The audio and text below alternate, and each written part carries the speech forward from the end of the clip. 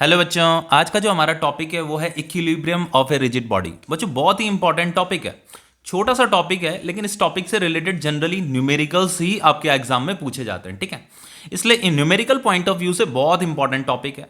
Theory portion तो बहुत छोटा है, इसमें 5-10 मिनट में जो भी इसकी थ्योरी होगी वो आपको समझ में आ जाएगी, लेकिन इससे रिलेटेड हम यहाँ पे लेक्चर में न्यूमेरिकल ही करेंगे। ठीक है, अब देखो बच्चों, equilibrium of A rigid body का मतलब क्या होता है। सबसे पहले इक्विलिब्रियम का मतलब क्या होता है। इक्विलिब्रियम का मतलब बच्चों बैलेंस्ड होता है। क्या होता है? बैलेंस्ड। जैसे अगर ये जो इक्विलिब्रियम है, इक्विलिब्रियम, इसका मतलब क्या होता है? इसका मतलब होता है बैलेंस्ड। ठीक है, अब देखो बच्चों यहां पे रिजिड बॉडी भी लिखा है। रिजिड बॉडी मतलब बॉडी की बात करें, एक हार्ड बॉडी, एक ठोस बॉडी, जिस पे जनरली जब हम फोर्स लगाते हैं तो फोर्स लगाने से जिसका शेप एंड साइज चेंज ना हो उसे रिजिड बॉडी बोला जाता है। रिजिड बॉडी के बारे में मैंने पहले भी लेक्चर में आपको समझा रखा है। अब देखो बच्चों, यहां पे equilibrium of A rigid body का मतलब क्या होता है ये मैं आपको बताऊंगा यहां पे। ठीक है, देखो बच्चों, सबसे पहले देखो एक चीज मैं आपको बताता हूं। जैसे मान लीजिए कोई पार्टिकल है, छोटा सा पार्टिकल है। अब अगर मैं इसमें इस डायरेक्शन में फोर्स लगाता हूं, इधर अगर मैं फोर्स लगाता हूं बच्चों, तो जिस डायरेक्शन में मैं इस पार्टिकल में फोर्स लगाऊंगा उसी डायरेक्शन में ये पार्टिकल क्या करेगा? मूव करेगा। ठीक है, जनरली होता यही है। अगर पार्टिकल बहुत छोटा है, उस पार्टिकल पे आप जिस डायरेक्शन में फोर्स लगाते हो उसी डायरेक्शन में वो मोशन भी करता है। लेकिन बच्चों अगर हमारे पास कोई रिजिड बॉडी है, रिजिड बॉडी मतलब मान लीजिए ये देखिए एक रॉड है, ये एक रिजिड बॉडी है। ठीक है, एक ये रिजिड बॉडी है। ठीक है, अब देखो बच्चों, इस रिजिड बॉडी में अगर मैं फोर्स लगाता हूं तो क्या ये रिजिड बॉडी जो है स्ट्रेट लाइन मोशन करेगी? क्या जैसे ये पार्टिकल पे जैसे ही मैंने फोर्स लगाया तो ये पार्टिकल क्या कर रहा है? स्ट्रेट लाइन मोशन कर रहा है। लेकिन अगर मैं इस रिजिड बॉडी पे फोर्स लगाता हूं तो क्या ये स्ट्रेट लाइन मोशन करेगी? बच्चों कोई पक्का नहीं है कि ये स्ट्रेट लाइन मोशन करेगी। डिपेंड करता है कि आप फोर्स कहां पे लगा रहे हो। अगर देखो ये जो आपका रिजिड बॉडी है, इसका सेंटर ऑफ मास यहां पे होगा। अगर ये एक यूनिफॉर्म रिजिड बॉडी है ये, तो जो यूनिफॉर्म रिजिड बॉडी होती है उसका जो सेंटर ऑफ मास होता है एग्जैक्टली सेंटर में होता है। तो अगर यहां पे अगर बच्चों आप कोई फोर्स लगाते हो, एग्जैक्टली इस पॉइंट पे अगर आप फोर्स लगाते हो, तो ध्यान, ये जो रॉड है बच्चों ये क्या करेगा? इस तरीके से ऐसे स्ट्रेट लाइन मोशन करेगा। इसका बच्चों हर एक पार्टिकल क्या करेगा? ऐसे पैरेलल डायरेक्शन में ऐसे आगे बढ़ता जाएगा। मतलब ये रॉड क्या करता रहेगा? ऐसे आगे बढ़ता रहेगा, लेकिन ऐसे स्ट्रेट लाइन मोशन करता रहेगा। लेकिन शर्त ये है बच्चों कि ये जो फोर्स है, फोर्स यहां पे जहां पे इसका सेंटर ऑफ मास है यहीं पे लगना चाहिए। देन ये क्या करता है? ऐसे स्ट्रेट लाइन मोशन करता है। तो कोई रिजिड बॉडी अगर इस तरीके से स्ट्रेट लाइन मोशन कर रही है तो उस मोशन को बच्चों ट्रांसलेशनल मोशन बोला जाता है। ट्रांसलेशन भी बोल सकते हो आप, ट्रांसलेशनल भी बोल सकते हो। ठीक है, तो ट्रांसलेशन मोशन बोला जाता है। अगर मान लो कोई बॉडी है जिसे हम रिजिड बॉडी बोल रहे हैं, उसके सेंटर ऑफ मास पे अगर आप फोर्स लगाते हो बच्चों, तो फोर्स लगाने से वो बॉडी क्या करती है? स्ट्रेट लाइन मोशन करती है। इसी मोशन को हम ट्रांसलेशन मोशन बोलते हैं। लेकिन बच्चों शर्त ये थी कि आपको फोर्स जो है यहीं सेंटर ऑफ मास पे लगाना है, ध्यान, ये ट्रांसलेशन मोशन करेगी। लेकिन अगर यहां पे वहीं पे बच्चों दूसरा केस ये है कि ये जो रिजिड बॉडी थी इसका सेंटर ऑफ मास यहां पे था। अगर मैं फोर्स यहां पे लगा देता बच्चों, अगर मैं फोर्स, तो क्या ये ट्रांसलेशन मोशन करती? नहीं बच्चों, ये ट्रांसलेशन मोशन नहीं करती। देखो जैसे ये पेन है आपका, तो देखो अगर ये पेन का सेंटर ऑफ मास यहां पे, तो अगर मैं यहां पे फोर्स लगाता हूं, ये सेंटर ऑफ मास के राइट हैंड साइड पे अगर मैं फोर्स लगाता हूं, तो देखो ये क्या कर रही है? रोटेशन करने की कोशिश कर रही है। ठीक है, ये रोटेशनल मोशन करने की कोशिश कर रही है। प्योर रोटेशनल मोशन तो नहीं कर रही है, लेकिन रोटेशनल मोशन करने की टेंडेंसी में ये आ रही है। तो अगर आपको इसे प्योर रोटेशनल मोशन कराना है तो ध्यान, आपको क्या करना पड़ेगा? इसे किसी पॉइंट पे फिक्स करना पड़ेगा। जैसे मान लो यहां पे आपने कील ठोक दी, आप अगर यहां पे कील ठोक दोगे तो ये वो इस पॉइंट में फिक्स हो जाएगा।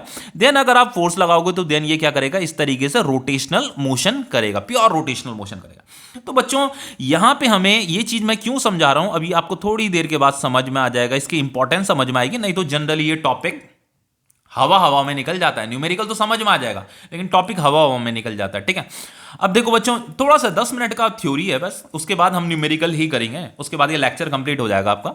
लेकिन बहुत इंपॉर्टेंट लेक्चर है बच्चों। अब देखो इतना हमें समझ में आए कि कोई अगर रिजिड बॉडी है, वो रिजिड बॉडी किसी भी शेप की हो सकती है बच्चों। ठीक है, जरूरी नहीं है कि वो ऐसी, ये जो मैंने एल लेंथ का एक रॉड ले रखा है वो किसी भी शेप की हो सकती है, वो ऐसे इस शेप की भी हो सकती है, किसी भी शेप की हो सकती है। तो किसी रिजिड बॉडी में अगर आप फोर्स लगाते हो बच्चों, तो आप पे डिपेंड करता है कि आप फोर्स कहां पे लगा रहे हो। तो उस फोर्स की वजह से बॉडी में ट्रांसलेशन मोशन भी आ सकता सकता है और रोटेशनल मोशन भी आ सकता है, ठीक है, ये आपको नॉलेज में रखना है। लेकिन बच्चों हम क्या पढ़ रहे हैं, हम पढ़ रहे हैं equilibrium of A rigid body. Equilibrium का मतलब क्या होता है, इक्विलिब्रियम का मतलब बैलेंस्ड होता है। इसका मतलब ये है बच्चों कि कोई अगर बॉडी है, कोई अगर बॉडी है, उस बॉडी पे इनिशियली जो भी उसका स्टेट है, इनिशियली जो भी उसका स्टेट है, तो अगर इनिशियली मान लो वो रेस्ट में है और आप उस पर कुछ फोर्सेस लगा रहे हो, उस बॉडी पे कुछ फोर्सेस लगा रहे हो और इनिशियली वो बॉडी रेस्ट पे है, और आपने क्या किया, बाद में उस पर कुछ फोर्सेस बढ़ा, मतलब फोर्स आप चेंज करने लगे, आप उस बॉडी पे और फोर्सेस लगाने लगे। लेकिन बाद में भी फोर्स लगाने के बाद भी बच्चों अगर वो बॉडी रेस्ट में ही है, इनिशियली भी रेस्ट में थी, बाद में भी वो रेस्ट में ही है, तो हम क्या बोलेंगे, उसकी स्टेट को क्या बोलेंगे, इक्विलिब्रियम बोलेंगे। देखो अभी भी आपको समझ में नहीं आया होगा, अभी इसे समझाने की कोशिश करता हूं। देखो इसका मतलब क्या है, देखो ध्यान से देखना बच्चों। देखो जैसे मान लीजिए ये आपका सिलिंग है, यहां से ये दो स्ट्रिंग है, स्ट्रिंग मतलब रस्सी है, ठीक है, और यहां से हमने एक ये मेटल बार है, मतलब एक झूला टाइप का है ये झूला, ठीक है, ये इससे बंधा हुआ है, इस रस्सी से बंधा हुआ है, ये स्ट्रिंग है बच्चों, ये क्या है आपका स्ट्रिंग है। तो बच्चों यहां पे क्या हो रहा है कि ये जो आपका मेटल बार है, ये एक रॉड है, तो इस रॉड का सेंटर ऑफ मास कहां पे, यहां पे एक्जैक्टली सेंटर पे है, तो डाउनवर्ड डायरेक्शन में क्या लग रहा होगा, वेट लग रहा होगा, W is equal to M into G होता है, ठीक है, ये इसका वेट है। तो जो वेट ऑफ बॉडी होता है, ये जो रॉड है बच्चों, ये आपका यूनिफॉर्म रॉड है, तो यूनिफॉर्म रॉड का जो वेट ऑफ बॉडी होता है वो कहां पे होता है, वो कहां से पास करता है, यहां सेंटर ऑफ मास से पास करता है, जिसे हम सेंटर ऑफ ग्रेविटी भी बोलते हैं। अब देखो बच्चों ये जो बॉडी है, ये बॉडी नीचे की तरफ, इस पे फोर्स लग रहा है, इस बॉडी पे ग्रेविटेशनल फोर्स लग रहा है, तो देन ये इस फोर्स को बैलेंस कौन कर रहा है, यहां पे जो स्ट्रिंग है बच्चों, ये स्ट्रिंग क्या हो रही है, स्ट्रेच हो रही है, तो इन स्ट्रिंग में भी क्या लगेगा, टेंशन फोर्स लगेगा, क्या लगेगा, टेंशन फोर्स लगेगा, समझ में आ रहा है, ये टेंशन फोर्स लगेगा। तो ये टेंशन फोर्स क्या कर रही है, इन्हें बैलेंस कर रही है, क्या कर रही है, बैलेंस कर रही है। लेकिन बच्चों ये जो बॉडी है अभी जो है किस स्टेट में, इक्विलिब्रियम स्टेट में, मतलब बैलेंस हो रही है, क्या हो रही है, बैलेंस हो रही है, ध्यान से देखते रहिए, ये बैलेंस हो रही है। इनिशियली अभी क्या है, रेस्ट में, ना तो ये ट्रांसलेशन मोशन कर रही है, ना तो ये रोटेशनल मोशन कर रही है, ठीक है। अब देखो, अब फिर दूसरा केस में क्या हुआ, यहीं पे देखो, अभी ये क्या था, बैलेंस था। अब देखो हमने क्या किया बच्चों, ध्यान से देखना जो मैं यहां पे समझाने जा रहा हूं। देखो ये आपका, ये इस प्रकार से ये स्ट्रिंग थी, यही फिगर को मैं यहां पे दोबारा बना रहा हूं, ये स्ट्रिंग थी, यहां पे ये आपकी रॉड थी। अब देखो बच्चों इसका तो वेट M इंटू G था, ठीक है, इस रॉड का जो वेट था वो M इंटू G था। अब हमने क्या किया, यहां पे कुछ बॉडी और मास हम यहां पे रखने लगे, इसके ऊपर और मास हमने रखने लगा, ठीक है, इस तरीके से एक्चुअल में इस बॉडी का जो वेट था वो तो यहां पे डाउनवर्ड डायरेक्शन में W is equal to M into G था। तो बच्चों यहां पे क्या हो रहा है, ये बॉडी का भी कुछ वेट होगा W1, यहां पे भी कुछ वेट होगा W2, इस वाली बॉडी की वजह से भी कुछ वेट होगा W3, इस वाली बॉडी की वजह से भी कुछ वेट होगा W4। लेकिन बच्चों हमने यहां पे ये चार मास रख दिए, तो इनकी वजह से यहां पे फोर्स क्या होगा, इंक्रीज होगा। तो लेकिन बॉडी अभी भी क्या हो रही है, बैलेंस हो रही है। ये जो बॉडी है ना, ये जो सिस्टम है अभी भी क्या है बच्चों, बैलेंस हो रखा है। इसका मतलब क्या है बच्चों, ये जो स्ट्रिंग है, ये स्ट्रिंग ब्रेक नहीं हुआ है, टूटा नहीं है, ये अभी बैलेंस है, मतलब ये स्टेबल इक्विलिब्रियम में है। इनिशियली भी ये बैलेंस था और बाद में भी हमने इनके फोर्सेस तो चेंज करे, मतलब फोर्स हमने यहां बढ़ाया, इस रॉड के ऊपर अब ज्यादा फोर्स लग रही है, लेकिन बॉडी अभी भी क्या हो रही है, बैलेंस हो रही है। लेकिन बच्चों बैलेंस तो हो रही है, उसे बैलेंस कौन कर रहा है, यहां पे कि टेंशन फोर्स से बैलेंस कर रही होंगी, क्योंकि ये स्ट्रिंग क्या हो रही है, स्ट्रेच हो रही है, तो ऊपर की तरफ ये टेंशन फोर्स लग रही होंगी। तो यहां पे भी पहले टेंशन फोर्स थी, लेकिन बच्चों पहले ये जो टेंशन फोर्स थी इस वाले mg को बैलेंस कर रही थी। अब ये वाली जो टेंशन फोर्स है ये किसे बैलेंस कर रही है, इसे भी इनका जो वेक्टर सम है ना उसे बैलेंस कर रही है। इन सारी जो वेट ऑफ बॉडी इनका जो सम होगा वो किसके बराबर होगा, इन टेंशन फोर्स के सम के बराबर होगा। तो हो क्या रहा है बच्चों, वेट ऑफ बॉडी तो चेंज हो रहा है, यहां पे का जो डाउनवर्ड डायरेक्शन में जो वेट है वो इंक्रीज हो रहा है, तो यहां पे की वैल्यू भी क्या होती रहेगी, टेंशन भी क्या होता रहेगा, इंक्रीज होता रहेगा। लेकिन बच्चों ये दोनों ही केसेस में क्या था, इनिशियली भी बैलेंस था, बाद में भी क्या है, बैलेंस है। तो इसी को इक्विलिब्रियम स्टेट बोला जाता है, कि इनिशियली जो भी उसकी स्टेट है बाद में भी बच्चों उसकी स्टेट वही है। इनिशियली अगर वो रेस्ट में था तो बाद में भी क्या हो, रेस्ट में ही है।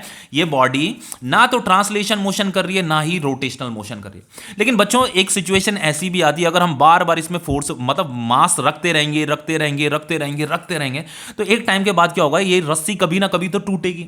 अब अगर ये रस्सी टूटेगी बच्चों, तो ये जो रॉड है ना वो ऐसे डाउनवर्ड डायरेक्शन में ऐसे नीचे की तरफ गिरेगी, तो ये रोटेशनल मोशन करने लग जाएगी, करेगी ना, रोटेशनल मोशन करने की कोशिश करेगी। अगर ये रस्सी टूट जाती है, आप यहां पे का अगर मास बढ़ाने लग गए, इंक्रीज करने लग गए, तो ये रस्सी जब टूटेगी, यहां से ब्रेक होगी, तो ऐसे रोटेशनल मोशन करेगी। देन इस वाली स्टेट को इक्विलिब्रियम स्टेट नहीं बोला जाएगा, वो अनस्टेबल इक्विलिब्रियम हो जाएगा। समझ रहे हो, हम स्टेबल इक्विलिब्रियम की बात कर रहे हैं बच्चों। तो इनिशियली किसी बॉडी की जो स्टेट है बाद में भी उसकी वही स्टेट होनी चाहिए, भले आप यहां पे के फोर्सेस चेंज कर रहे हो, फोर्सेस आप चेंज कर लीजिए, लेकिन जो उसका इनिशियली स्टेट था वही बाद में भी उसका स्टेट होना चाहिए, तो उसे इक्विलिब्रियम स्टेट बोला जाता है। अब देखो बच्चों, इसे दूसरे तरीके से, एक और तरीके से समझाता हूं। देखो जैसे बच्चों, जैसे मान लो कोई बॉडी है, हमने ये ग्राउंड में रखी हुई है, ठीक है, ग्राउंड में हमने ये बॉडी रखी हुई है। अब देखो ये बॉडी क्या करेगी, ऐसे नीचे की तरफ mg फोर्स लगाएगी, और ये सरफेस भी क्या करता है, ऊपर की तरफ नॉर्मल रिएक्शन लगाता है, आपको पता ही है। तो ये नॉर्मल रिएक्शन किसके इक्वल होता है, m इंटू जी के इक्वल होता है, वेट ऑफ बॉडी के इक्वल होता है, इसे वेट ऑफ बॉडी बोला जाता है। तो देन यहां पे क्या होता है, जनरली ये एक दूसरे के इक्वल होता है, तो ये एक दूसरे को कैंसिल कर देते हैं। तो ये बॉडी क्या है, अभी क्या है, बैलेंस्ड स्टेट में, क्या है, बैलेंस्ड स्टेट में, मतलब इक्विलिब्रियम स्टेट पे। बच्चों बॉडी पे फोर्सेस तो लग रही हैं, बॉडी पे फोर्सेस तो लग रही हैं, लेकिन बॉडी इक्विलिब्रियम स्टेट में, बॉडी इक्विलिब्रियम स्टेट में कब रहती है, जब उस पे लगने वाला जो नेट फोर्स है वो जीरो होता है। बच्चों नेट फोर्स क्या होता है, जीरो होता है। नेट फोर्स का फॉर्मूला क्या होता है बच्चों, नेट फोर्स मतलब F1 प्लस F2 कितना होना चाहिए, जीरो होना चाहिए। अब देखो F net is equal to, ये F1 क्या है, F1 N है, मान लो इसे हमने F1 मान लिया और इसे हमने F2 मान लिया, तो F2 mg है, F1 कितना है, N है, तो यहां पे ये N आ जाएगा और ये क्या आ जाएगा, mg आ जाएगा। लेकिन बच्चों एक की डायरेक्शन ऊपर है, एक की डायरेक्शन नीचे है, डायरेक्शन अपोजिट है ना, तो ये प्लस तो हो रहे हैं, लेकिन एक माइनस वैल्यू आएगी एक की, और एक की वैल्यू क्या आएगी, पॉजिटिव आएगी, और दोनों के दोनों बच्चों इक्वल भी हैं, तो ये फाइनली कैंसिल होकर के क्या आ जाएगा, जीरो आ जाएगा। तो ये होता है बच्चों कि मान लो कोई बॉडी है, उस बॉडी पे नंबर ऑफ फोर्सेस तो लग रही हैं, नंबर ऑफ फोर्सेस तो लग रही हैं, लेकिन बॉडी क्या है, इनिशियली जो भी उसकी स्टेट थी बाद में भी उसकी स्टेट वही है। मान लो अगर वो रेस्ट में है तो बाद में भी क्या है, वो रेस्ट में ही है।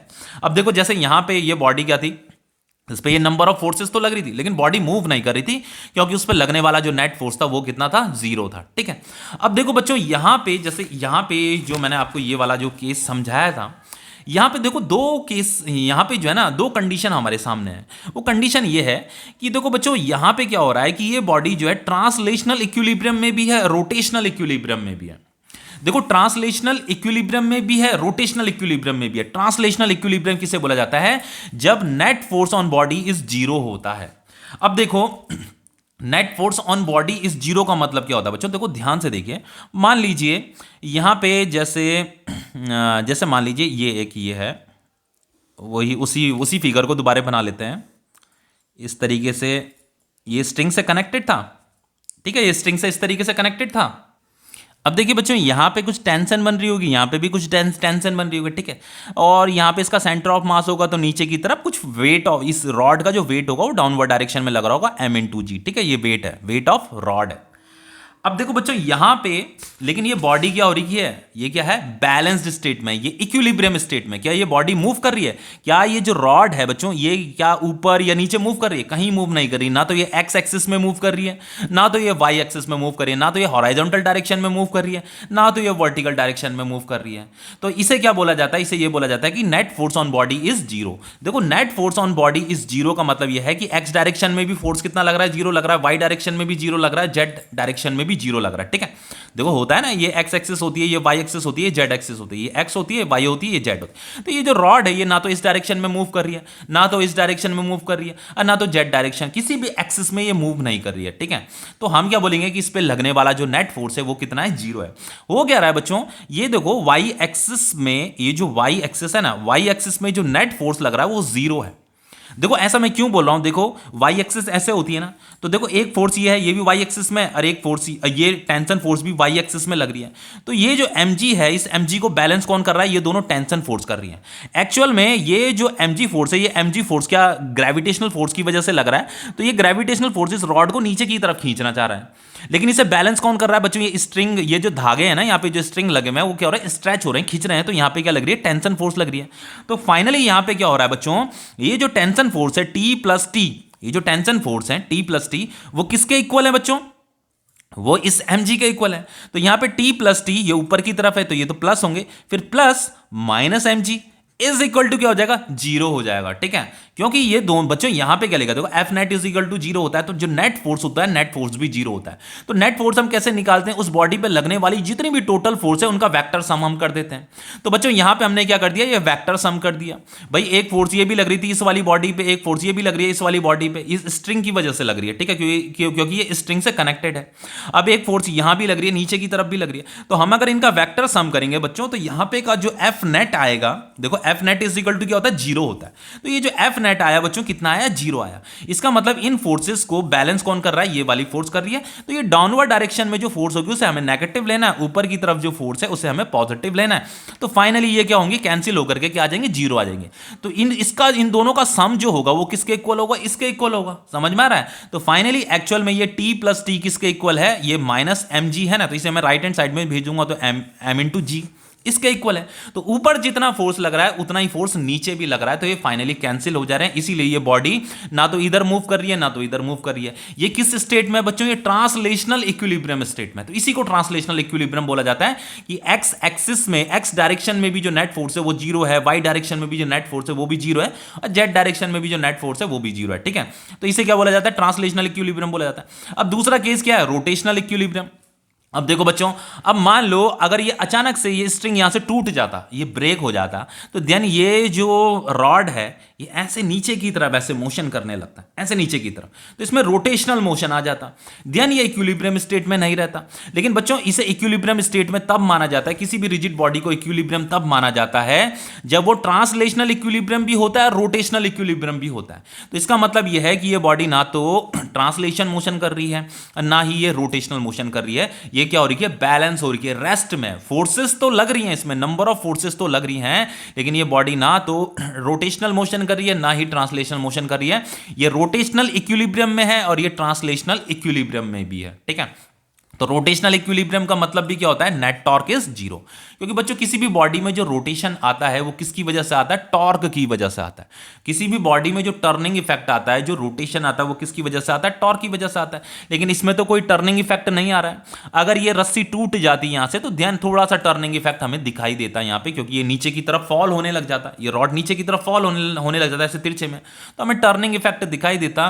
लेकिन बच्चों यहाँ पे कोई भी टर्निंग इफेक्ट हमें नहीं दिख रहा है, क्योंकि ये रस्सियां टूट नहीं रही हैं, ब्रेक नहीं हो रही हैं।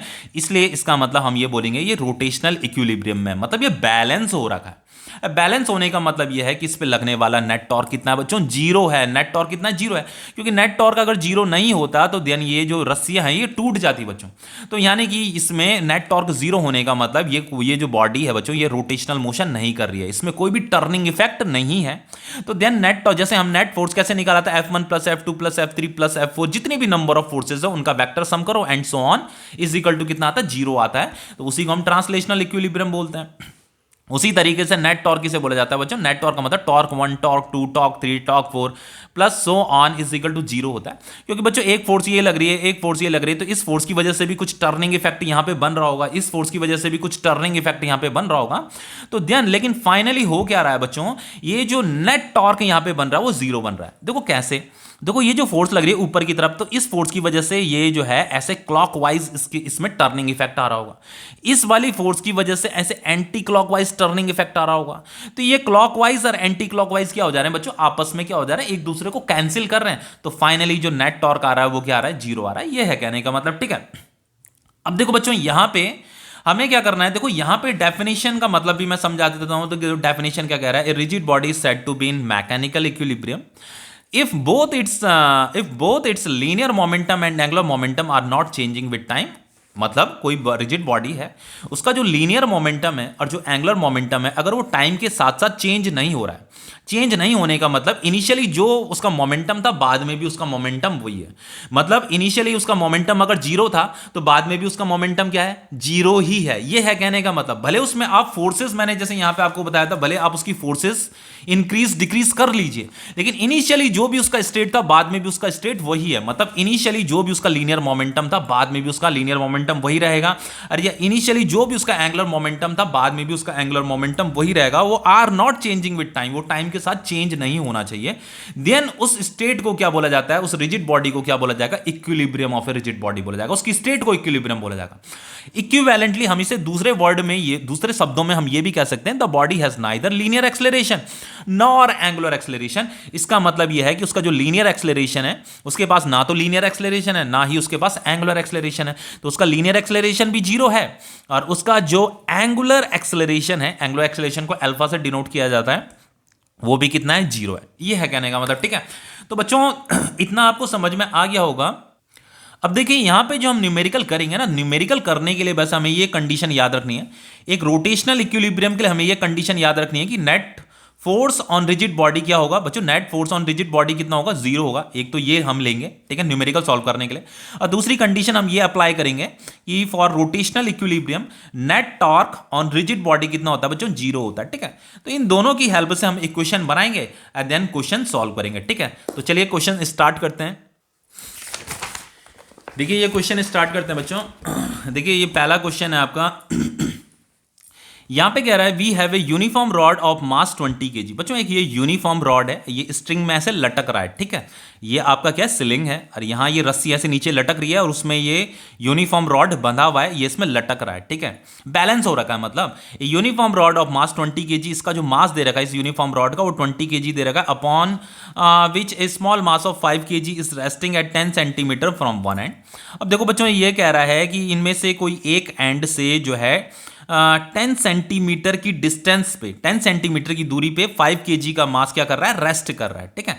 तो चलो यहां से मान लीजिए 5 सेंटीमीटर ये हो गया आपका, सॉरी ये 10 सेंटीमीटर, सॉरी ये 10 सेंटीमीटर, ठीक है। यहां से लिखा है ना 5 kg mass of 5 kg is resting at 10 centimetre from one end. तो ये एंड पॉइंट है, यहां से 10 सेंटीमीटर की दूरी पे यहां पे एक मास रखा हुआ है, ठीक है, एक बॉडी रखी हुई है और उसका मास कितना दे रखा है, 5 kg दे रखा है, ओके। फिर कह रहा है calculate the tension in each string. बच्चों यहां पे जो स्ट्रिंग है इस स्ट्रिंग में टेंशन लग रही होगी, ये टेंशन हमें फाइंड करनी है। ये T1 टेंशन है, ये T2 टेंशन है, ठीक है। क्योंकि बच्चों इस रॉड का भी अपना कुछ वेट होगा, यहाँ पे एक और वेट हमने रखा हुआ है, तो ये वेट डाउनवर्ड डायरेक्शन में लग रहा होगा, तो ये जो स्ट्रिंग है ये स्ट्रेच हो रही है, तो अगर ये स्ट्रेच हो रही है तो यहाँ पे टेंशन फोर्स बन रही है, ठीक है। तो यही टेंशन क्या होती है, फोर्स ही होती है। स्ट्रिंग में लगने वाली फोर्स को टेंशन बोला जाता है, तो यही टेंशन हमें कैलकुलेट करनी है। Calculate the tension in each string, आगे लिखा है and the length of the rod is 100 centimetre. और बच्चों ये जो रॉड दे रखा है, इस रॉड का जो लेंथ दे रखा है वो कितना दे रखा है, 100 सेंटीमीटर दे रखा है, ठीक है। इतना समझ में आ गया। अब देखो बच्चों इस टाइप के क्वेश्चंस किए कैसे जाएंगे, मैंने आपको कॉन्सेप्ट बताया है। एक हम रोटेशनल इक्विलिब्रियम लगाएंगे और एक हम ट्रांसलेशनल इक्विलिब्रियम लगाएंगे, ठीक है। तो देखो सबसे पहले बच्चों इस रॉड में जो नंबर ऑफ फोर्सेस लग रही है वो हमें यहाँ पे प्लॉट करनी पड़ेगी। तो इसमें कौन कौन सी फोर्सेस लग रही होंगी, देखो एक तो हमने बॉडी ये रखी हुई है, तो इस बॉडी ये क्या कर रही है, नीचे की तरफ एक फोर्स लगा रही होगी। और एक बच्चों ये जो रॉड है ये यूनिफॉर्म रॉड है, देखो यहाँ पे यूनिफॉर्म रॉड लिखा हुआ है ना, ये यूनिफॉर्म रॉड लिखा हुआ है। तो जो यूनिफॉर्म रॉड होता है उस रॉड का जो टोटल मास होता है वो कहाँ पे सिचुएटेड होता है, सेंटर में सिचुएटेड होता है यहाँ पे। तो यहां पे क्या लग रहा होगा, वेट ऑफ बॉडी की डायरेक्शन क्या होगी, डाउनवर्ड होगी। जहां पे सेंटर ऑफ मास होता है वहीं से हम क्या करते हैं, वेट ऑफ बॉडी की डायरेक्शन होती है, मतलब ऐसे डाउनवर्ड डायरेक्शन में। तो ये वेट ऑफ बॉडी है, तो वेट ऑफ बॉडी की तो क्या हो जाएगा बच्चों, वेट ऑफ बॉडी का फॉर्मूला क्या होता है, m इंटू जी। एम मतलब इस रॉड का मास इंटू जी। और ये वाला भी हमने यहाँ पे मास रखा हुआ है, तो ये भी डाउनवर्ड डायरेक्शन में वेट लग रहा है, तो ये भी नीचे वेट क्रिएट कर रहा होगा, वेट प्रोड्यूस कर रहा होगा नीचे। तो ये जो वेट होगा इसका मास इंटू जी। इतना समझ में आ गया। अब देखो बच्चों ये 10 सेंटीमीटर है, यहां से लेकर के यहां तक ये 10 सेंटीमीटर है।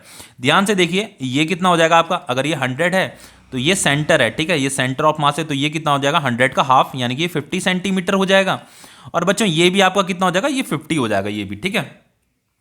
अब देखो हमें यहां पे आगे क्या करना है, अब हम यहां पे क्या करेंगे बच्चों, देखो रोटेशनल इक्विलिब्रियम और ट्रांसलेशनल इक्विलिब्रियम का कॉन्सेप्ट लगाएंगे। सबसे पहले हम यहां पे लगाएंगे translational equilibrium. For translational equilibrium हमें ये जो रॉड है ना बच्चों ये बैलेंस्ड दिख रहा है। क्या ये रॉड कहीं क्या ये ट्रांसलेशन मोशन कर रहा है, क्या ये रोटेशनल मोशन कर रहा है, कोई भी इसके पास मोशन नहीं है। इस पे फोर्सेस तो लग रही हैं, डाउनवर्ड डायरेक्शन में भी ये दो फोर्स लग रही है, ऊपर की तरफ भी ये टेंशन फोर्स लग रही है, लेकिन इन फोर्सेस की वजह से बॉडी में कोई भी मूवमेंट नहीं है, ना तो रोटेशनल मोशन है ना ही ट्रांसलेशन मोशन है। तो देन हम इसे क्या बोलेंगे, ट्रांसलेशनल इक्विलिब्रियम बोलेंगे।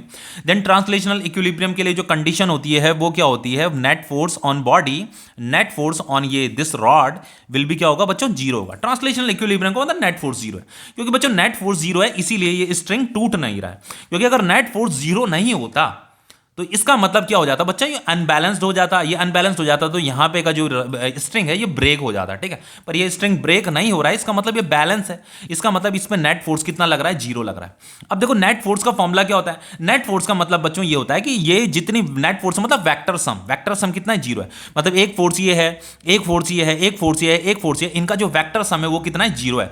तो देखो ये ऊपर की तरफ ये फोर्स लग रही है, तो टी एफ नेट का फॉर्मूला क्या हो जाएगा, देखो F net is equal to हो जाएगा आपका T1 प्लस T2 प्लस ये नीचे की तरफ जो फोर्स लग रही है mg प्लस ये वाली फोर्स नीचे की तरफ minus mg is equal to क्या है, जीरो है बच्चों।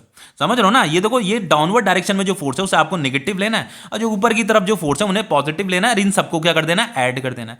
तो देखो बच्चों एक T1 है, ये T1 प्लस T2 प्लस ये माइनस mg है। तो बच्चों यहां पे देखो इसे मैं यहीं पे कैलकुलेट कर रहा हूं, यहां पे ये माइनस आएगा। m कितना है बच्चों, इस रॉड का मास कितना दे रखा था, 20 kg दे रखा था, ठीक है 20 दे रखा था ना। तो यहाँ पे 20 इंटू जी की वैल्यू कितनी ले लेते हैं, 10 ले लेते हैं, ठीक है। यहाँ पे चलो जी की वैल्यू हमें गिवन है 10 मीटर पर सेकंड स्क्वायर, ये भी हमें गिवन है, तो जी की वैल्यू हमने 10 ले ली। तो यहाँ पे m कितना था, 20 था, 20 इंटू 10 कितना हो जाएगा, 200 हो जाएगा, ठीक है। चलो 20 इंटू 10 कितना हो जाएगा, 200 हो जाएगा, तो माइनस 200 हो जाएगा, फिर प्लस, फिर माइनस m इंटू जी, ये स्मॉल m है, स्मॉल m मतलब इसका मास वो कितना है, 5 है, ये 5 kg दे रखा ना। तो यहाँ पे 5 इंटू 10 हो जाएगा, तो माइनस 50 हो जाएगा, ठीक है। इज इक्वल टू कितना हो जाएगा, ये जीरो, यहाँ पे ये जीरो आ गया। तो फाइनली ये T1 प्लस T2 ये माइनस 200 माइनस 50 कितना हो जाएगा, माइनस 250 हो जाएगा, इज इक्वल टू जीरो। तो ये T1 plus T2 is equal to कितना हो जाएगा, 250 हो जाएगा, ठीक है बच्चों। ये हमारी इक्वेशन फर्स्ट आई, ये हमारी क्या है, इक्वेशन फर्स्ट आई। अभी हमें ये T1 and T2 he find करने हैं बच्चों। देखो क्वेश्चन में क्या कह रहा है, calculate the tension in each string. अब ये T1 T2 को कैसे फाइंड करें बच्चों। अब हमारा जो नेक्स्ट जो कॉन्सेप्ट लगेगा वो लगेगा रोटेशनल इक्विलिब्रियम का। देखो ट्रांसलेशनल इक्विलिब्रियम तो हमने लगा दिया, हमें पता है नेट फोर्स कितना है, जीरो है। अब रोटेशनल इक्विलिब्रियम हम यहां पे लगाएंगे, for rotational equilibrium, for rotational equilibrium, for rotational equilibrium में क्या होता है बच्चों, जो नेट टॉर्क होगा, नेट टॉर्क ऑन बॉडी, इस बॉडी पे लगने वाला जो नेट टॉर्क होगा वो जीरो होगा। जीरो मैं क्यों बोल रहा हूं बच्चों, नेट टॉर्क को जीरो इसलिए बोल रहा हूं क्योंकि जब नेट टॉर्क जीरो होगा तो कोई भी टर्निंग इफेक्ट नहीं होगा। नेट टॉर्क अगर जीरो नहीं होता तो इसमें टर्निंग इफेक्ट आ जाता। नेट टॉर्क जीरो है, मैंने नेट टॉर्क जीरो इसलिए मान रखा है क्योंकि इस पर कोई भी टर्निंग इफेक्ट नहीं आ रहा है, ये बैलेंस्ड हो रखा है। टॉर्क की ही वजह से बॉडी में टर्निंग इफेक्ट आता है, तो इस पर तो कोई टर्निंग इफेक्ट नहीं है, ये तो बैलेंस है, तो इसीलिए हमने ये नेट टॉर्क क्या ले लिया, जीरो ले लिया। अब देखो बच्चों यहां पे एक फोर्स ये है, एक फोर्स ये है, ठीक है। तो इसे नाम दे देते हैं, ये ए पॉइंट है, ये आपका बी पॉइंट है, ये आपका सी पॉइंट है और ये आपका डी पॉइंट। तो बच्चों यहां पे एक फोर्स ये है, एक फोर्स ये, एक फोर्स ये, एक फोर्स ये। तो इन फोर्सेस की वजह से यहां पे कुछ ना कुछ टर्निंग इफेक्ट बन रहा होगा, ठीक है। जैसे इस फोर्स की वजह से ऐसे क्लॉकवाइज टर्निंग इफेक्ट बन रहा होगा, इस वाली फोर्स की वजह से ऐसे एंटी क्लॉकवाइज टर्निंग इफेक्ट बन रहा होगा, इस वाली फोर्स की वजह से ऐसे क्लॉकवाइज टर्निंग इफेक्ट बन रहा होगा। तो बच्चों जो हमेशा याद रखना, जो क्लॉकवाइज टर्निंग इफेक्ट होगा ना वो किसकी वजह से, टॉर्क की वजह से है। तो जो क्लॉकवाइज टॉर्क मतलब जो क्लॉकवाइज टर्निंग इफेक्ट जिस टॉर्क की वजह से आया है उस टॉर्क को हम क्या लेंगे, नेगेटिव लेंगे। और जिस टॉर्क की वजह से एंटी क्लॉकवाइज टर्निंग इफेक्ट आएगा उस टॉर्क को हम क्या लेंगे बच्चों, पॉजिटिव लेंगे, ठीक है। ये आपको याद में रखना है, ठीक है, इसी को दिमाग में रखना है, देन इसी की हेल्प से हम भी क्वेश्चन को आगे सॉल्व करने वाले हैं। देखो बच्चों यहां पे कितने फोर्स हैं, एक फोर्स, दो फोर्स, तीन, चार फोर्स हैं। तो यहां पे हम लिख देते हैं torque 1, torque 2 plus torque 3 plus torque 4 is equal to क्या हो जाएगा बच्चों, जीरो। बच्चों जो नेट टॉर्क होगा, नेट टॉर्क का फॉर्मूला क्या होगा, टॉर्क 1 टॉर्क 2, चार फोर्सेस है ना, तो उन चारों फोर्सेस की वजह से यहां पे टॉर्क क्या हो रही है, बन रही है, ठीक है। तो इस फोर्स की वजह से भी कुछ टॉर्क जनरेट हो रही है, कुछ टर्निंग इफेक्ट आ रहा होगा, इसकी वजह से भी टर्निंग इफेक्ट आ रहा होगा, किसी की वजह से क्लॉकवाइज, किसी की वजह से एंटी क्लॉकवाइज, फाइनली वो आपस में कैंसिल हो रही होंगी, नेट टॉर्क कितना आ रहा होगा, जीरो आ रहा होगा। अब देखो बच्चों हमें टॉर्क फाइंड करना है। ये टॉर्क 1 का मतलब ये है, ये T1 की वजह से जो टॉर्क बनेगा उसे मैं यहां पे लिखूंगा, और ये T2 टेंशन, ये जो T2 फोर्स है इसकी वजह से जो टॉर्क बनेगा उसे मैं यहां पे लिखूंगा। और बच्चों यहां पे इस वाली फोर्स की वजह से जो टॉर्क बनेगी उसे मैं यहां पे लिखूंगा, और इस वाली फोर्स की वजह से जो टॉर्क बनेगी उसे मैं यहां पे लिखूंगा, ठीक है। देखो बच्चों टॉर्क का फॉर्मूला क्या होता है, सबसे पहली बात देखो टॉर्क का फॉर्मूला क्या, देखो टॉर्क फाइंड करने के लिए सबसे पहले हमें एक ओरिजिन पॉइंट डिसाइड करना पड़ता है, एक ओरिजिन पॉइंट लेना पड़ता है, ठीक है। तो हमें सबसे पहला काम हमारा यहां पे हमें एक ओरिजिन पॉइंट लेना है। देखो हमें, देखो यहां पे एक ए पॉइंट ये है, डी पॉइंट ये है, एक पॉइंट ये है सी पॉइंट, और एक पॉइंट ये है बी पॉइंट, ठीक है। जहां पे ये फोर्सेस लग रही है मैं उन पॉइंट की बात कर रहा हूं, ठीक है। तो बच्चों इन चारों में से किसी एक पॉइंट को हमें ओरिजिन पॉइंट मानना पड़ेगा। किसी भी पॉइंट को आप ओरिजिन ले सकते हो, कोई दिक्कत नहीं है, किसी भी पॉइंट को ओरिजिन ले सकते हो। तो मैं इस पॉइंट को ओरिजिन कंसीडर कर रहा हूं यहां पे, क्योंकि बच्चों जब हम टॉर्क मीजर करते हैं तो टॉर्क जब हम मीजर करते हैं तो किसी पॉइंट के अबाउट ही टॉर्क को मीजर किया जाता है। तो सबसे पहला काम हमारा होता है किसी एक पॉइंट को ओरिजिन पॉइंट मानना, ठीक है। तो मैंने क्या किया, इस वाले पॉइंट को, ये जो सेंटर है बच्चों, ये जो डी पॉइंट है, इसे मैंने ओरिजिन पॉइंट ले लिया। अब मैं क्या करूंगा, इस पॉइंट के अबाउट इस फोर्स का जो मोमेंट ऑफ फोर्स होगा, इस फोर्स की वजह से जो टॉर्क बन रहा होगा उस टॉर्क को मीजर करूंगा, लेकिन इस पॉइंट के अबाउट मैं मीजर करूंगा। ठीक है, तो सबसे पहले मैं टॉर्क वन फाइंड कर रहा हूं। टॉर्क वन का मतलब ये है बच्चों कि इस फोर्स की वजह से जो टॉर्क बन रहा है, तो देखो देखो ये वाला फोर्स ऊपर लग रहा है। अब देखो टॉर्क का फॉर्मूला क्या होता है बच्चों, टॉर्क इज इक्वल टू क्या होता है, आपको पता होना चाहिए, torque is equal to R cross F होता है, तो torque is equal to R F sine theta भी होता है। ठीक है, अब देखो जो आर क्या होता है, मोमेंट आर्म होता है, ये फोर्स होता है। अब देखो हमें सबसे पहले मैंने इस पॉइंट को ओरिजिन पॉइंट मान रखा है, तो फोर्स तो ये हो गई, फोर्स भी चाहिए हमें, मोमेंट आर्म भी चाहिए, तो फोर्स तो ये हो गई, आर ये हो गई, यहां से लेकर के यहां तक की डिस्टेंस। तो बच्चों ये जो मोमेंट आर्म है, ये जो फोर्स है, ये आपस में क्या है, परपेंडिकुलर है। जब ये मोमेंट आर्म और ये फोर्स आपस में परपेंडिकुलर होती है तो टॉर्क का फॉर्मूला क्या हो जाता है, आर इंटू एफ हो जाता है, क्योंकि यहां पे ये जो थीटा होता है, थीटा क्या हो जाता है, 90 डिग्री हो जाता है। ठीक है, इन दोनों में जो एंगल बन रहा है वो 90 डिग्री हो जाता है, तो साइन 90 डिग्री की वैल्यू क्या होती है, 1 होती है, तो ये R F sine 90 degree is equal to क्या हो जाएगा, आर इंटू एफ हो जाएगा। तो हम यहाँ पे टॉर्क का फॉर्मूला जो हम जनरली यहाँ पे यूज करेंगे वो आर इंटू एफ ही यूज करेंगे। तो बच्चों यहां पे आर का मतलब इस ओरिजिन पॉइंट, ये जो फोर्स लग रही है, ये फोर्स इस ओरिजिन पॉइंट से कितने डिस्टेंस पे लग रही है, तो यहां पे जो उसका डिस्टेंस है ये 50 सेंटीमीटर है। कितना है, 50 सेंटीमीटर। तो इस 50 सेंटीमीटर को हमें मीटर में भी कन्वर्ट करना पड़ेगा, तो 50 सेंटीमीटर को अगर मैं 100 से डिवाइड करता हूं तो ये मीटर में कन्वर्ट हो जाएगा, ये हो जाएगा 0.5 मीटर। तो ये हो गया आपका आर, आर कितना हो गया 0.5 इंटू एफ कितना हो गया बच्चों, एफ हो गया टेंशन फोर्स T1, तो यहां पे टॉर्क वन कितना आ जाएगा 0.5 इंटू T1। ठीक है, लेकिन बच्चों इस फोर्स की वजह से ये ऐसे इसमें जो टर्निंग इफेक्ट आएगा, ऐसे क्लॉकवाइज टर्निंग इफेक्ट आएगा, तो जो क्लॉकवाइज टर्निंग इफेक्ट होगा बच्चों, उस टॉर्क को हम नेगेटिव लेंगे। ठीक है, तो यहां पे क्या आएगा, नेगेटिव आएगा। इतना समझ में आ रहा है, यहां पे क्या आएगा, नेगेटिव आएगा।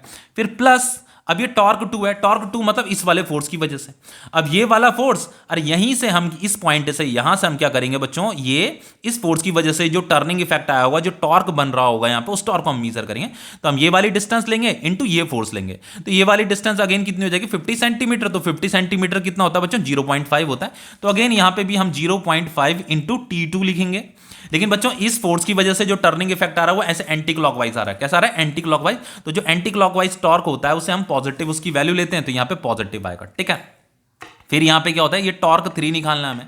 अब देखो बच्चों टॉर्क 3 मान लो, ये टॉर्क 3 इस फोर्स की वजह से टॉर्क 3 हम फाइंड कर रहे हैं। ठीक है, अब देखो बच्चों ये वाली जो फोर्स है, ये वाली फोर्स इस ओरिजिन पॉइंट से पास कर रही है, तो जो फोर्स ओरिजिन पॉइंट से पास करेगी उस फोर्स का जो टॉर्क होगा ना बच्चों, उस फोर्स की वजह से जो टॉर्क यहां पे बनेगा वो कितना बनेगा, 0 बनेगा। तो टॉर्क कितना हो जाएगा, 0 हो जाएगा, क्योंकि बच्चों आर की वैल्यू हमें क्या मिलेगी, 0 मिलेगी। यहां पे देखो, यहां पे जब हम टॉर्क फाइंड कर रहे थे, तो इस पॉइंट के अबाउट जब हम फाइंड कर रहे थे तो आर की वैल्यू ये आ रही थी। यहां पे जब हमने इसकी वजह, इस फोर्स की वजह से जो टॉर्क बन रहा था, तो आर यहां से मीजर किया था। अब इस फोर्स की वजह से अगर मैं टॉर्क मीजर करता हूं, तो ये फोर्स तो यहीं से पास कर रहा है, तो फोर्स की वैल्यू तो हमारे पास है, लेकिन आर की वैल्यू क्या हो जाएगी, 0 हो जाएगी। तो फाइनली ये टॉर्क 3 कितना हो जाएगा, 0 हो जाएगा। फिर प्लस टॉर्क 4 मतलब इस वाले फोर्स की वजह से जो टॉर्क बन रहा है, तो हमें क्या करना है, यहां से लेकर के यहां तक की डिस्टेंस लेनी है। तो ये वाली डिस्टेंस कितनी होगी बच्चों, देखो ये तो 50 है और ये 10 है, तो 50 माइनस 10 कितना हो जाएगा, 40 हो जाएगा। तो ये कितना हो गया बच्चों, ये 40 हो गया। ये 40 सेंटीमीटर है, तो 40 सेंटीमीटर को मीटर में कन्वर्ट करो तो ये 0.4 मीटर हो जाएगा। तो ये 0.4 इंटू ये m इंटू जी हो जाएगा। समझ में आ रहा है, तो यहां पे क्या हो जाएगा बच्चों, ये 0.4 इंटू m इंटू जी, m इंटू जी, ये वाला फोर्स नीचे जो m इंटू जी लग रहा है। लेकिन बच्चों इस वाले फोर्स की वजह से इसमें जो टर्निंग इफेक्ट आएगा, कैसा आएगा, ऐसे क्लॉकवाइज टर्निंग इफेक्ट आएगा। तो जो क्लॉकवाइज टर्निंग इफेक्ट होगा उसे हमें नेगेटिव लेना है, तो यहाँ पे नेगेटिव भी आएगा। ठीक है, तो इन सब को हमें क्या करना है, ऐसे ऐड कर देना है। यहाँ पे ये नेगेटिव आएगा, इज इक्वल टू क्या हो जाएगा, ये 0 आएगा। ठीक है, अब देखो बच्चों हम क्या करेंगे, यहाँ पे ऐसे करते हैं। देखो यहाँ पे ये 0.5 मैंने कॉमन ले लिया, तो ये माइनस T1 आ गया, प्लस T2 आ गया, और इसे मैंने राइट हैंड साइड में भेजूंगा तो ये पॉजिटिव हो जाएगा। 0.4 इंटू एम, मास कितना दे रखा था बच्चों, देखो इसका मास ये 5 kg दे रखा था, ये 5 kg, इसका मास स्मॉल m ये 5 kg, इनटू बच्चों ये g की वैल्यू हम यहाँ पे 10 ले रहे हैं, तो ये 10 हो जाएगा यहाँ पे। तो ये हो जाएगा आपका, देखो ध्यान से देखना, minus T1 plus T2 is equal to 0.4 into 5 10 कितना हो जाता है, 50 हो जाता है, और ये 0.5 भी यहाँ पे आ जाएगा। ठीक है, इतना समझ में आया। तो ये डेसिमल से डेसिमल कट जाएगा, ये 5 10 50 हो जाएगा, 10 इंटू 4 कितना हो जाएगा, 40 हो जाएगा बच्चों। ठीक है, तो यहाँ पे माइनस T1 प्लस T2 कितना आ गया, 40 आ गया। ठीक है, एक इक्वेशन हमारे पास ये आ गई। देखो एक इक्वेशन ये है, एक इक्वेशन ये है, बस इन्हें सॉल्व कर लीजिए। तो मैं यहाँ पे इसे सॉल्व कर रहा हूँ। T1 plus T2 is equal to कितना था, 250 था बच्चों। तो यहाँ पे माइनस T1 प्लस T2 कितना हो जाएगा, ये 40 हो जाएगा। इतना समझ में आ रहा है? तो ध्यान बच्चों, इसे जब मैं सॉल्व करूँगा तो कट जाएगा, ये 2t2 हो जाएगा, ये कितना हो जाएगा 290 हो जाएगा। तो ये t2 इज इक्वल टू कितना हो जाएगा 290 डिवाइडेड बाय 2, ये 2 1 जा 2 आ रहा है, 2 4 जा 8 एंड 2 5 जा 10 आ रहा है। तो ये फाइनली ये हमें जो वैल्यू मिली कितनी मिली है 145। T2 कितना आ रहा है बच्चों 145 आ रहा है। अब T1 भी निकाल लेते हैं। T1 कैसे निकालेंगे? अगेन इस फॉर्मूले को यहां पे लिखिए, T1 प्लस T2 कितना था 250 था। तो ये T1 इज इक्वल टू कितना हो जाएगा 250 माइनस ये T2 की वैल्यू कितनी है 145 है। तो ये 250 माइनस 145 कितना हो जाएगा बच्चों? इसकी वैल्यू आएगी 105 न्यूटन। ठीक है, तो ये क्वेश्चन आपका कंप्लीट हो गया है। अब देखिए नेक्स्ट क्वेश्चन करते हैं बच्चों।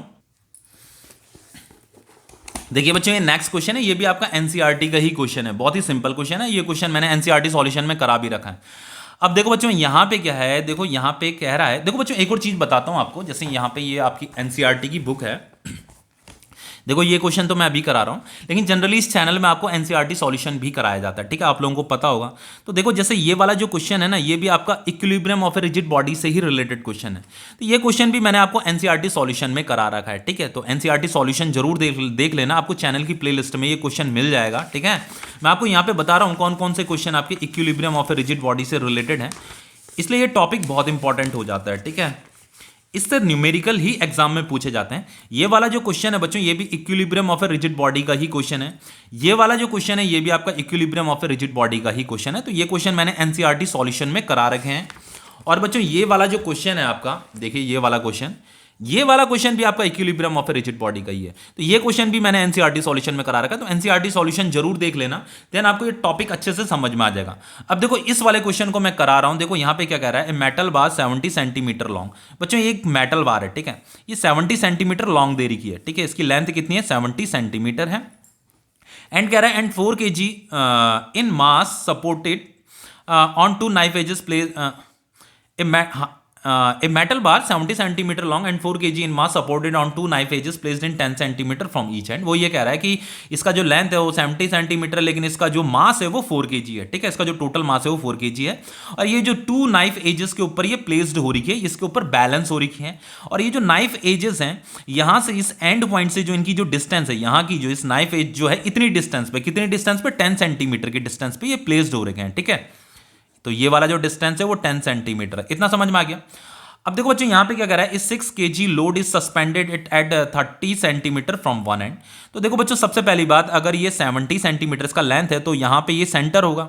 तो बच्चों ये जो हो जाएगा ये आपका 35 हो जाएगा, और ये भी आपका क्या हो जाएगा 35 हो जाएगा। ठीक है, इतना समझ में आ रहा है। लेकिन यहां पे कह रहा है 6 kg load is suspended at 30 centimetre from one end. वो ये कह रहा है कि किसी एक एंड से जो है 30 सेंटीमीटर की दूरी पे, यहां से लेकर के यहां तक, ये 30 सेंटीमीटर मान लीजिए, ये हो गया आपका 30 सेंटीमीटर। यहां से 30 सेंटीमीटर की दूरी पे जो है बच्चों एक 6 kg का लोड जो है यहां पे सस्पेंड कर रहा है। ठीक है, ऐसे ये सस्पेंड कर रहा है 6 kg का लोड। ठीक है, ये 6 kg का लोड है। तो ये यहां पे जो होगा वेट होगा वो कितना होगा m इंटू जी होगा। तो m कितना दे रहेगा 6 इंटू जी दे रहेगा। ठीक है, अब देखो बच्चों ये तो ये वेट हो गया, इस ये जो यहाँ पे ये जो सस्पेंड कर रहा है ये बॉडी, इसका वेट हो गया। अब देखो बच्चों ये जो रॉड है ना, इसका जो टोटल मास होगा वो यहाँ सेंटर में सिचुएटेड होगा। तो इसका जो वेट ऑफ बॉडी होगा बच्चों, इस रॉड का जो वेट ऑफ बॉडी होगा वो डाउनवर्ड डायरेक्शन में होगा, वो इस सेंटर से पास करेगा। तो वो जो वेट होगा W is equal to m into g हो जाता है। क्या हो जाता है m इंटू जी। तो यहाँ पे W is equal to m कितना दे रखा बच्चों, ये 4 kg दे रखा है, तो ये 4 इंटू जी हो जाएगा। ठीक है, इतना समझ में आ गया। अब देखो हमें यहां पे क्या कह रहा है, find the reaction at the knife edges. हमें रिएक्शन निकालनी है। देखो बच्चों यहां पे क्या हो रहा है, देखो find the reaction at the knife edges का मतलब क्या है। देखो ये जो रॉड है ना, ये रॉड जो है इस नाइफ एजेस के ऊपर रखी हुई है, बैलेंस हो रही है। तो इसका जो टोटल वेट है बच्चों, यहां पे एक वेट ये भी सस्पेंड हो रहा है, एक टोटल वेट ये भी है। तो इस वेट को जो बैलेंस कर रहा है, कौन बैलेंस कर रहा है, ये नाइफ एज बैलेंस कर रहा है। समझ रहे हो? तो ये नाइफ एज भी क्या करेगा, ऊपर की तरफ क्या लगाएगा, नॉर्मल रिएक्शन लगाएगा। ऊपर की तरफ क्या लगाएगा बच्चों, नॉर्मल रिएक्शन लगाएगा। तो यहां पे लिखा ना find the reaction at the knife edges, हमें यही नॉर्मल रिएक्शन हमें फाइंड करनी है। R1 एंड R2 हमें फाइंड करनी है कि ये जो नाइफ एजेस है ये इस रॉड पे ऊपर की तरफ कितना फोर्स लगा रहा है, ये हमें फाइंड करना है। आगे लिखा है assume the bar to be of uniform cross section and homogeneous. हमें ये जो बार है, यहाँ पे ये जो बार है मेटल बार, हमें इसे यूनिफॉर्म क्रॉस सेक्शन का कंसीडर करना है और ये होमोजीनियस है। होमोजीनियस मतलब इसकी डेंसिटी क्या है, कांस्टेंट है। अब देखो बच्चों यहां पे इस क्वेश्चन को कैसे करेंगे, हमें ये फोर्सेस निकालनी है, नॉर्मल रिएक्शन R1 R2। बच्चों वही कॉन्सेप्ट लगेगा जो कॉन्सेप्ट मैंने आपको बताया था, रोटेशनल इक्विलिब्रियम और ट्रांसलेशनल इक्विलिब्रियम। तो सबसे पहले मैं यहां पे ट्रांसलेशनल इक्विलिब्रियम लगा रहा हूं। फॉर ट्रांसलेशनल इक्विलिब्रियम, देखो बच्चों ट्रांसलेशनल इक्विलिब्रियम में नेट फोर्स कितना हो जाता है, जीरो हो जाता है। समझ रहे हो, नेट फोर्स का मतलब ये जितनी भी फोर्सेस लग रही हैं, ये दो फोर्स ऊपर लग रही हैं, दो फोर्स नीचे लग रही हैं डाउनवर्ड डायरेक्शन में, तो इनका जो वेक्टर सम होगा वो क्या होगा, जीरो होगा। तो देन ये R1 R2 तो ऊपर लग रही है, तो एफ नेट जीरो का मतलब R1 प्लस R2 प्लस ये जो दो फोर्सेस इन्हें भी प्लस करना है, लेकिन बच्चों ये डाउनवर्ड डायरेक्शन में, ठीक है, तो प्लस का साइन तो आएगा यहाँ पे, लेकिन ये जो फोर्स है नीचे की तरफ है, ठीक है, तो नेगेटिव आएगा। ये m इंटू जी कितना है, -6g है। फिर प्लस ये भी डाउनवर्ड डायरेक्शन में ये वाली फोर्स, तो ये क्या है, -4g आएगा यहाँ पे, ठीक है, क्योंकि डाउनवर्ड डायरेक्शन में जो फोर्स होगी उसे नेगेटिव लेना है आपको। इज इक्वल टू क्या हो जाएगा, जीरो। इन चारों का जो वेक्टर सम है वो जीरो आ रहा है, क्योंकि इसका जो प्लस सम है और इसका जो सम है वो क्या है, इक्वल है, और ये नेगेटिव है, ये पॉजिटिव होते हैं, कैंसिल होकर के क्या हो रहे हैं, जीरो हो रहे हैं, ये है कहने का मतलब। तो finally R1 plus R2 is equal to -10g हो जाएगा बच्चों। तो ये R1 plus R2 is equal to क्या हो जाएगा बच्चों, ये 10g हो जाएगा। तो finally R1 plus R2 is equal to बच्चों, ये g की वैल्यू कितनी है, यहाँ पे g की वैल्यू हमें 9.8 लेनी है, ठीक है। तो ये 10 इंटू 9.8 कितना हो जाएगा, 98 हो जाएगा, ठीक है। तो 10 इंटू 9.8 कितना हो गया, 98 हो गया। तो ये हमें इक्वेशन फर्स्ट मिल गई। अब हम यहाँ पे इक्वेशन सेकंड भी यूज कर, अब हम इक्वेशन सेकंड हमें यहाँ पे बनानी है, तो हम यहाँ पे कौन सा कॉन्सेप्ट लगाएंगे बच्चों, हम यहाँ पे अब रोटेशनल इक्विलिब्रियम का कॉन्सेप्ट लगाएंगे। हम लिखेंगे यहाँ पे for rotational equilibrium, for rotational equilibrium, ये जो है यहां पे रोटेशनल इक्विलिब्रियम की स्टेट में भी है और ट्रांसलेशनल इक्विलिब्रियम की स्टेट में भी है, क्योंकि ये ना तो ट्रांसलेशन मोशन कर रहा है ना ही ये रोटेशनल मोशन कर रहा है। ऐसा इसलिए हो रहा है, ट्रांसलेशन मोशन इसलिए नहीं कर रहा है क्योंकि नेट फोर्स जीरो लग रही है। रोटेशनल इक्विलिब्रियम इसलिए नहीं कर रहा है, रोटेशनल इक्विलिब्रियम ये इसलिए है क्योंकि बच्चों इस पे जो नेट टॉर्क है, जो नेट टॉर्क है वो कितना है, जीरो है। नेट टॉर्क जीरो है, इसीलिए तो ये रोटेशनल मोशन नहीं कर रहा है। अगर टॉर्क जीरो नहीं होता बच्चों तो ये रोटेशन करता, इसमें टर्निंग इफेक्ट आ जाता। समझ में आ रहा है। तो अब देखो यहाँ पे कितनी फोर्सेस हैं बच्चों, एक फोर्स ये है, एक फोर्स ये है, ठीक है, ध्यान से देखिए से, एक फोर्स ये है, सॉरी, एक फोर्स ऊपर है, ये ऊपर है, ये नीचे की तरफ है, और ये वाली भी नीचे की तरफ है। तो इन फोर्सेस की वजह से यहाँ पे टर्निंग इफेक्ट बन रहा होगा, मतलब टॉर्क बन रही होंगी। तो इन चार फोर्सेस की वजह से यहाँ पे जो टॉर्क बन रहा है, एक टॉर्क 1 है, एक टॉर्क 2 है, एक टॉर्क 3 है, एक टॉर्क 4 है, इज इक्वल टू 0, ठीक है। अब देखो मैंने टॉर्क पीछे अभी कैलकुलेट करना सिखाया था, टॉर्क का फॉर्मूला क्या होगा, यहाँ पे R इंटू एफ लेंगे, ठीक है। Torque is equal to moment arm into force, क्योंकि मोमेंट आर्म और फोर्स दोनों क्या है, परपेंडिकुलर है आपस में, तो इसलिए ये R इंटू एफ ही हम यूज करेंगे। सबसे पहला काम हमारा यहाँ पे यह है बच्चों कि हमें एक ऑरिजिन पॉइंट लेना पड़ेगा, ठीक है। तो ऑरिजिन पॉइंट आप कहीं पे भी ले सकते हो, ठीक है। तो सबसे पहले टॉर्क मीजर करने के लिए मुझे एक ऑरिजिन पॉइंट यहाँ पे लेना पड़ेगा बच्चों। तो देखो जैसे मान लीजिए ये आपका, देखो यहाँ पे एक फोर्स यहाँ पे लग रहा है, एक फोर्स यहाँ पे, तो जहाँ पे फोर्स लग रही है वहीं पे किसी एक पॉइंट को हमें क्या लेना है, ऑरिजिन पॉइंट लेना है। तो मैं यहाँ पे जो ये सेंटर ऑफ मास है ना, इसे ऑरिजिन पॉइंट कंसीडर कर रहा हूँ, इस वाले पॉइंट को, ठीक है। चलो इसे ओ पॉइंट बोल देते हैं, इसे मैंने ऑरिजिन पॉइंट ले लिया है। अब मुझे टॉर्क, सबसे पहले इस फोर्स की वजह से जो टॉर्क है उसे मैं टॉर्क 1 बोल रहा हूँ, इस टॉर्क 1 को मैं मीजर करूंगा। तो मुझे क्या करना पड़ेगा बच्चों, ये वाली जो फोर्स है इसे मल्टीप्लाई करना पड़ेगा। यहाँ देखो इस पॉइंट के अबाउट मैं क्या कर रहा हूँ, इस फोर्स की वजह से जो मोमेंट ऑफ आर्म बन रहा है, मोमेंट ऑफ फोर्स जो इस फोर्स की वजह से बन रहा है उसे मैं मीजर कर रहा हूं। मोमेंट ऑफ फोर्स का मतलब टॉर्क ही होता है बच्चों। तो टॉर्क, इस फोर्स की वजह से जो टॉर्क बन रहा है उसके लिए आपको क्या करना है, ये वाली फोर्स उसे मल्टीप्लाई करना है इससे, ठीक है, ये वाली जो लेंथ है इससे मल्टीप्लाई करना है। तो बच्चों ये हो जाएगा आपका R1, ये R1, और यहां से लेकर के यहां तक का लेंथ कितना होगा बच्चों, देखो ये वाला लेंथ तो हो गया आपका 35, ये टोटल लेंथ कितना है, देखो ये 35 है, और ये 35 माइनस 10 हो जाएगा, कितना हो जाएगा, ये 25 हो जाएगा। यहां से लेकर के यहां तक 25 सेंटीमीटर हो जाएगा। तो 25 सेंटीमीटर को मुझे मीटर में भी कन्वर्ट करना पड़ेगा, तो 25/100 कर दीजिए, मीटर में कन्वर्ट हो जाएगा, ठीक है। अब देखो मुझे क्या करना है बच्चों, यहाँ पे ये वाली जो फोर्स है, इस वाली फोर्स की वजह से जो टर्निंग इफेक्ट है बच्चों, वो कैसा टर्निंग इफेक्ट है, क्लॉकवाइज। तो जो क्लॉकवाइज टर्निंग इफेक्ट होगा, तो वो जो क्लॉकवाइज टर्निंग इफेक्ट है, उस वहां पे जो हम ये जो टॉर्क होगा, टॉर्क की वैल्यू को हम क्या लेंगे बच्चों, नेगेटिव लेंगे, ठीक है। अगर एंटी क्लॉकवाइज टॉर्क होगा तो उस टॉर्क को हम क्या लेंगे, पॉजिटिव लेंगे, लेकिन क्लॉकवाइज टॉर्क को हम कैसा लेंगे बच्चों, नेगेटिव लेंगे। तो यहाँ पे जो टर्निंग इफेक्ट है वो क्लॉकवाइज है, तो यहाँ पे जो वैल्यू आएगी बच्चों वो नेगेटिव आएगी, ठीक है। अब देखो ये वाला जो फोर्स है, ये R2 फोर्स, तो इसकी वजह से जो टर्निंग इफेक्ट है वो कैसा है, एंटी क्लॉकवाइज है। यहाँ पे तो क्लॉकवाइज था, यहाँ पे एंटी क्लॉकवाइज है। तो ये R2 इंटू ये वाला डिस्टेंस लिया जाएगा। तो अगेन यहाँ पे भी जो वैल्यू आएगी बच्चों क्या आएगी, वही वैल्यू आएगी, 25/100 इंटू R2। देखो ये R2 हो गया, और यहाँ से लेकर के यहाँ तक की डिस्टेंस लेंगे ना, ये ओरिजिन पॉइंट है, तो ये जो फोर्स लगी है यहाँ से इसका डिस्टेंस लिया जाएगा, तो ये 25 है। ये तो आपका 35 है, 35 माइनस 10 कितना हो जाएगा 25, तो 25/100 किया तो मीटर में कन्वर्ट हो गया। फिर बच्चों टॉर्क 3 कितना होगा बच्चों? देखो टॉर्क 3 का मतलब ये है कि ये वाली फोर्स की वजह से जो टॉर्क बन रहा है उसे मैं टॉर्क 3 बोल रहा हूं, ठीक है। तो देखो बच्चों ये वाली फोर्स, तो ये वाली फोर्स कितनी है, m इंटू जी, तो 6 इंटू जी हो जाएगा यहाँ पे, तो ये 6 इंटू जी इंटू ये वाली फोर्स, और यहां से लेकर के यहां तक का डिस्टेंस ये वाला डिस्टेंस, तो बच्चों ये वाला डिस्टेंस कितना है 5 सेंटीमीटर है, ठीक है। देखो ये कितना था, ये टोटल जो था 35 था, ये 30 था, तो 35 माइनस 30 कितना हो जाएगा 5 हो जाएगा। तो यहां पे क्या आएगा आपका 5/100 भी आएगा। लेकिन बच्चों ये वाली जो फोर्स है, देखो इस वाली फोर्स की वजह से जो टर्निंग इफेक्ट आएगा वो कैसा आएगा, देखो ऐसे एंटी क्लॉकवाइज आएगा, समझ में आ रहा है, एंटी क्लॉकवाइज आएगा। तो हमें इसे क्या लेना है, एंटी क्लॉकवाइज जो टॉर्क होता है बच्चों, उसे हमें पॉजिटिव लेते हैं, तो यहाँ पे ये पॉजिटिव साइन ही आएगा, इज इक्वल टू क्या हो जाएगा 0 हो जाएगा। देन फाइनली देखो बच्चों यहाँ पे 25/100 है, तो यहाँ पे 25/100 कॉमन ले लीजिए, माइनस R1 प्लस R2 आ जाएगा। देन इसे राइट हैंड साइड में भेज दीजिए, तो -6 इंटू जी की वैल्यू कितनी है 9.8 है, तो यहाँ पे मैं 9.8 ले रहा हूँ, इंटू 5/100। और देन बच्चों चलो इसे आगे करेंगे सॉल्व, ये -R1 plus R2 is equal to हो जाएगा -6 इंटू 9.8 इंटू 5/100। तो बच्चों ये 100 कहाँ आ जाएगा, 100 यहाँ ऊपर आ जाएगा, और ये 25 कहाँ आ जाएगा, नीचे आ जाएगा। समझ में आ रहा है इतना, तो 100 से 100 कट जाएगा, ये आपका 5 5 जा 25 हो गया।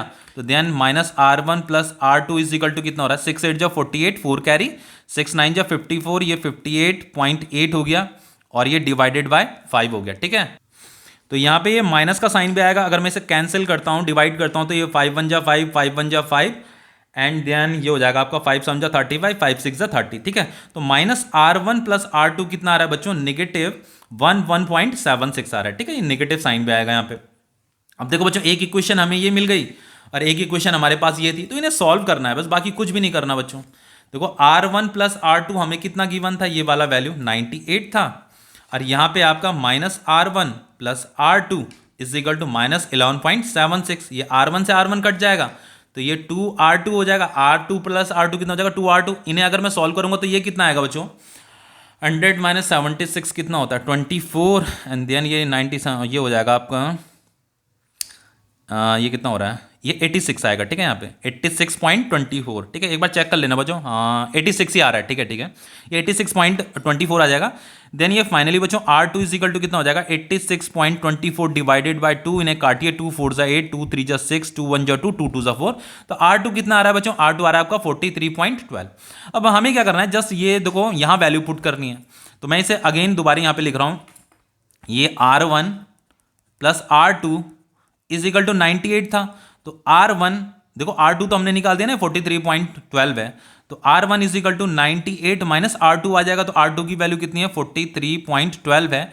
तो फाइनली बच्चों जब ये R1 की जो वैल्यू निकलेगी ना, इन्हें जब आप सॉल्व करोगे तो ये जो आएगा आपका, ये आएगा आपका 100 माइनस 12 कितना होता है 88 पॉइंट, ये कटेगा 43 53 73 93 कितना आ रहा है ये 54 आ रहा है ये, ठीक है, ये आ रहा है आपका 54.88, ठीक है।